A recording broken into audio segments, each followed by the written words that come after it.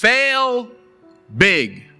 Today is the beginning of the rest of your life, and it can be very frightening. It's a new world out there. It's a mean world out there, and you only live once. So do what you feel passionate about. Take chances professionally. Don't be afraid to fail. There's an old IQ test, was 9 dots, and you had to draw 5 lines with a pencil within these 9 dots without lifting the pencil. The only way to do it was to go outside the box. So don't be afraid to go outside the box. Don't be afraid to think outside the box. Don't be afraid to fail big, to dream big. But remember, dreams without goals are just dreams, and they ultimately fuel disappointment. So have dreams, but have goals. Life goals, yearly goals, monthly goals, daily goals.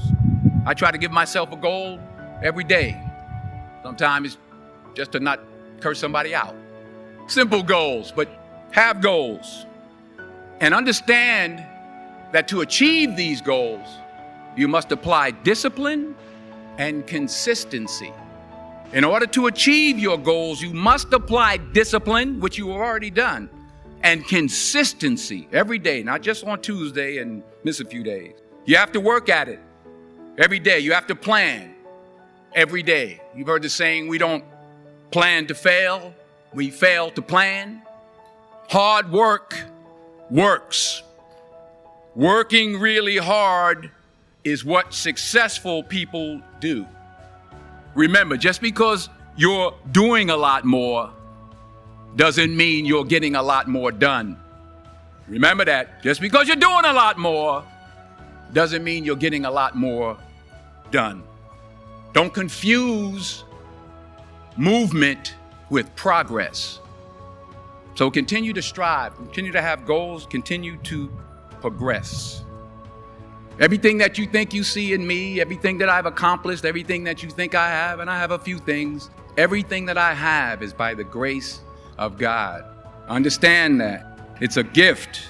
40 years ago, March 27th, 1975, it was 40 years ago, just this past March, I was flunking out of college. I had a 1.7 grade point average. I was sitting in my mother's beauty parlor, and I'm looking in the mirror, and I see behind me this woman under the dryer. And every time I looked up, she was looking at me, just looking me in the eye. And I didn't know who she was. And I said, she said, somebody give me a pen, give me a pencil. I have a prophecy. March 27, 1975. She said, boy, you are going to travel the world and speak to millions of people. Now, mind you, I was flunked out of college. I'm thinking about joining the army. I didn't know what I was going to do. And she's telling me I'm going to travel the world and speak to millions of people.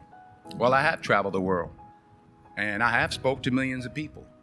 But that's not the most important thing, the success that I had. The most important thing is that what she taught me and what she told me that day has stayed with me since. I've been protected. I've been directed. I've been corrected.